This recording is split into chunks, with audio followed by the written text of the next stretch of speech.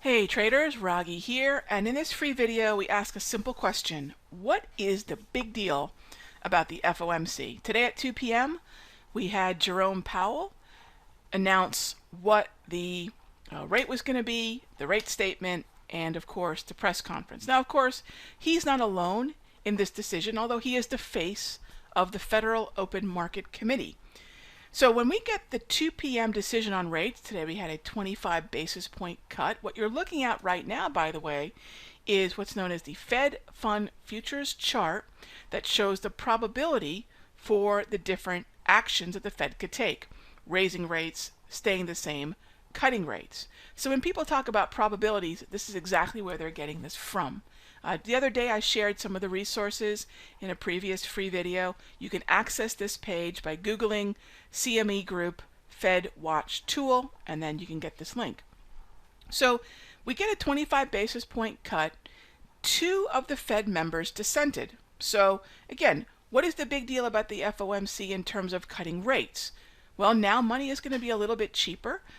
Cheap money tends to find its way into the equities markets. This is going to also send longer-term bond yields, like the 30-year, lower and the bond market higher. So remember, directionally, when you look at the bond market, let me show you this here real quick.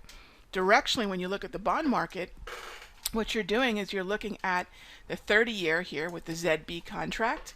So when this is traveling higher, this is actually lower rates. That's just the way that it works. So you can see the yields of the rates go lower, the actual market goes higher. So if we have an accommodative Fed making money cheaper, making rates lower, bonds are going to continue to go up.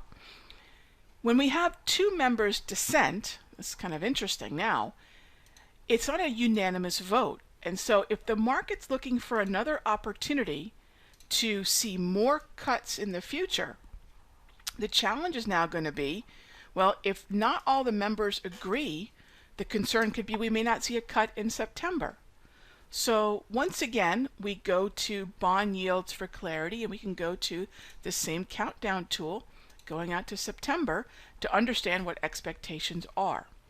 Now the September 18 meeting should be the next 25 basis point cut as this particular column here continues to rally. So just go to this page, click on the September 18th, and what you want to see is that 56.5% continue to move higher. If that continues to move higher, you're also going to see equities very likely moving higher, as well as bonds moving higher. So you can see they're all synchronized. Okay. Now, if you're a dollar trader, a bond trader, or an equities trader, this is going to matter to you. If you're a currencies trader, let's talk about one other market here as we wrap this video up. What does this say about the euro or the pound or the Australian dollar?